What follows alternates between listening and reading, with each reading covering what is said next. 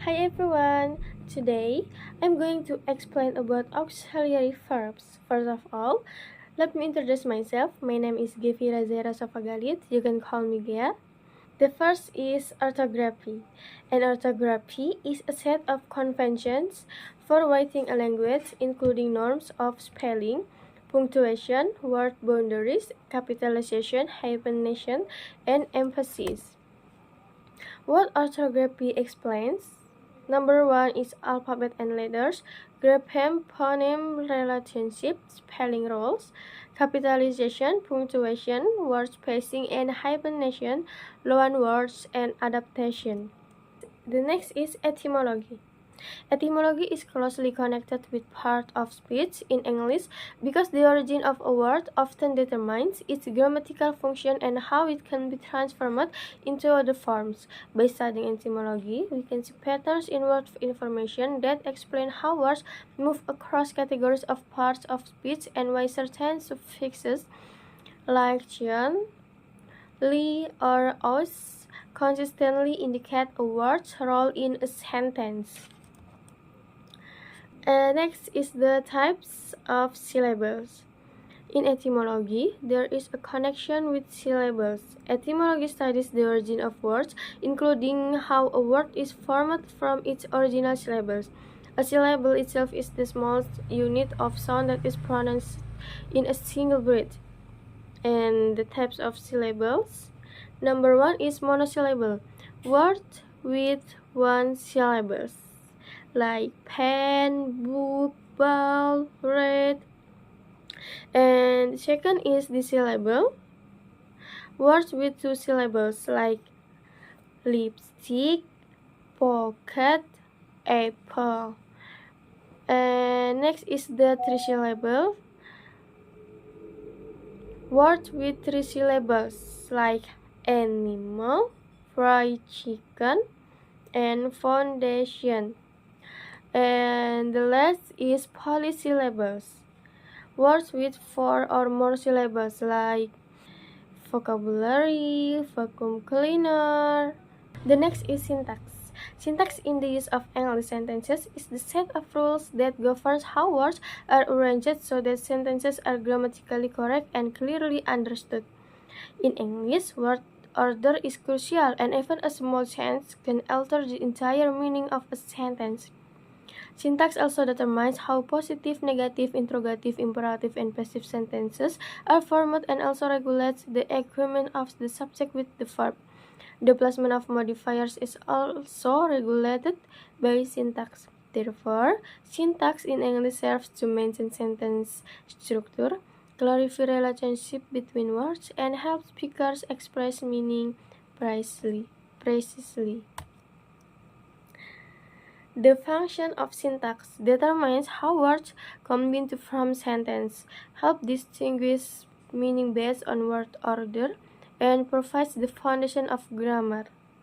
And the elements, the number one is phrase, a group of words without a full subject predicate.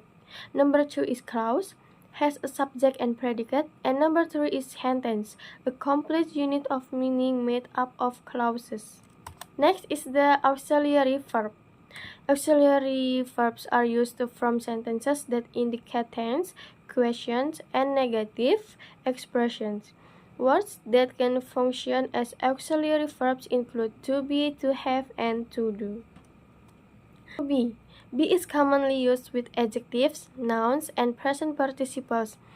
Each usage must agree with the subject it follows. It is used to form tenses, states, or the passive voice in a sentence.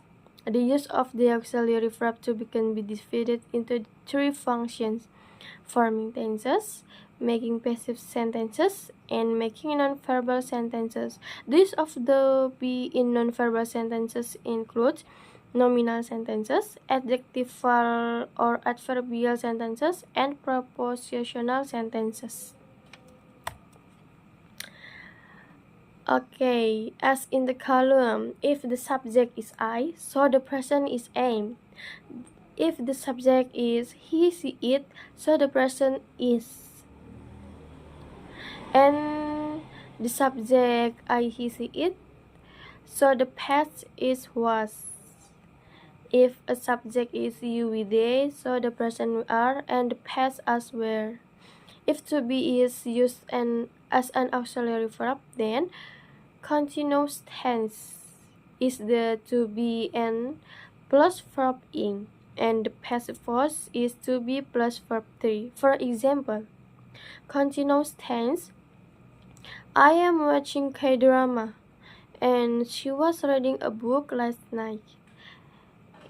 In the passive voice is the cake was made by me and I am invited to the party. Number 2 is to do. Do is an auxiliary verb that serves to emphasize the main verb.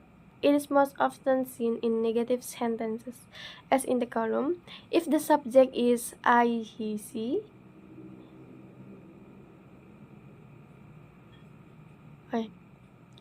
Number 1 is to do. The next is to do. Do is an auxiliary verb that serves to emphasize the main verb. It is most often seen in negative sentences, as in the column. If the subject is I, he, she, and it, so the present is do, the past indeed, and the past perfect is done. And if the subject is you, we, they, so the present is does, the past is did, and the past perfect is done. So for all the subject, the past is did and the past perfect is done. For example, did you see her yesterday? He didn't come last night, and I don't like bitter melon. Next is to have. Used only in the perfect tense in sentences, the auxiliary verb have is usually followed by the past participle or verb 3. However, if been follows it, the subsequent verb can also be in the past or present participle, as in the column. If the subject is I, you, we, they, so the present is have, and if the subject is he, she, it, so the present is has. And for all subject, the past is he, had, and the past perfect is have. For example, Tina has studied in German since April. I had already eaten breakfast by the time she picked me up, and he might have realized his mistakes. So this is my brief explanation of auxiliary verb. Thank you for listening and see you later.